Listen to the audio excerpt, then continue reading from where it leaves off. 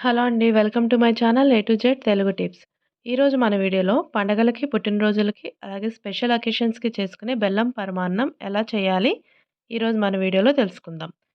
చాలామందికి పాయసం చేసేటప్పుడు పాలు విరిగిపోతుంటాయి. అలా పాలు విరగకుండా ఎలా ఈజీగా సింపుల్ టిప్స్‌తో పాయసాన్ని చేసుకోవచ్చో చెప్తాను చూడండి. ఎవరైతే నా ఛానల్ మొదటిసారి చూస్తున్నారో ప్లీజ్ నా ఛానల్‌ని సబ్స్క్రైబ్ చేసుకోండి.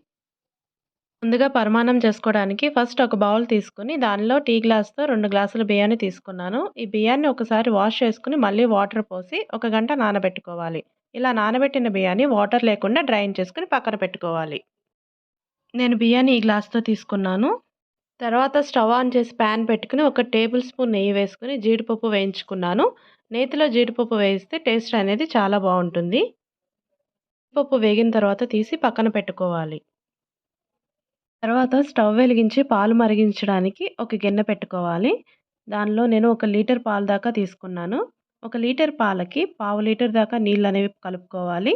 తర్వాత పాలు పొంగి వచ్చే వరకు కాచుకోవాలి పాలని. పాలు విరగకుండా ఉండాలంటే ఒక చిన్న టిప్ చెప్తాను చూడండి.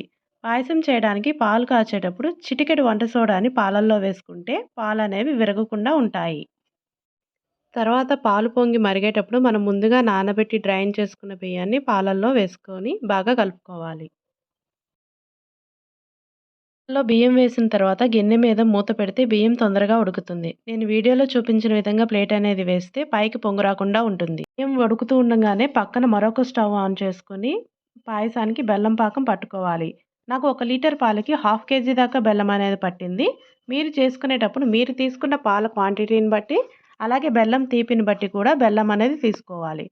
బెల్లంతో పాటు కొద్దిగా పంచదార యాడ్ చేసుకున్న పాయసం టేస్ట్ బావుంటుంది. అలాగే కలర్ అనేది కూడా చూడడానికి చాలా బాగా వస్తుంది. నేనైతే పంచదార వేయలేదు. మీరు చేసుకునేటప్పుడు కావాలంటే వేసుకోవచ్చు. కొంతమంది బెల్లం పాకం పట్టకుండా డైరెక్ట్‌గా పాలల్లో బెల్లం వేసేస్తుంటారు. అలా వేస్తే పాలు విరిగిపోతాయి. పాకాన్ని పక్కన పెట్టుకొని ఇప్పుడు రైస్‌ని చూద్దాం. బియ్యం అయితే మెత్తగా ఉడికింది గానీ, పాలనేవి ఇంకా కొంచెం పల్చగా ఉన్నాయి. కాబట్టి ఇంకా కొంచెం పాలు చిక్కబడే వరకు మంటని మీడియం ఫ్లేమ్‌లో పెట్టుకొని ఉడికించుకోవాలి. ఇలా చేస్తే ఒక 2 నిమిషాల్లో పాలు చిక్కగా అయిపోతాయి. పరమాన్నాన్ని మరీ గట్టిగా ఉడికించకూడదు. ఎందుకంటే పరమాన్నం ఆరిన తర్వాత ఇంకా గట్టిగా అయిపోతుంది. నేను వీడియోలో చూపించిన విధంగా ఉడికిస్తే సరిపోతుంది. అసలైన ప్రాసెస్ అనేది ఇక్కడే ఉందండి. మనం స్టవ్ ఆఫ్ చేసుకున్న తర్వాత పరమాన్నాన్ని పక్కన పెట్టుకొని పాకాన్ని పోసుకోవాలి. స్టవ్ ఆఫ్ చేయకుండా పరమాన్నంలో బెల్లం పాకం పోస్తే పాలనేవి విరిగిపోతాయి. ఇలా పరమాన్నంలో బెల్లం పాకం కలిసేంత వరకు గరిటెతో మిక్స్ చేసుకుంటూ ఉండాలి. ఇలా బెల్లం పాకం అంతా కలిసిన తర్వాత ముందుగా మనం నేతిలో వేయించి పెట్టుకున్న జీడిపప్పు అనేది వేసుకోవాలి. నేను జీడిపప్పు ఒకటే వేసుకున్నాను. మీరు మీకు నచ్చిన డ్రై ఫ్రూట్స్ వేసుకొని మిక్స్ చేసుకోవచ్చు. నేను చెప్పిన కొలతల్లో పరమాన్నం చేస్తే పాలు విరిగిపోకుండా పాయసం గట్టిపడకుండా మంచి రుచితో పరమాన్నం రెడీ అవుతుంది.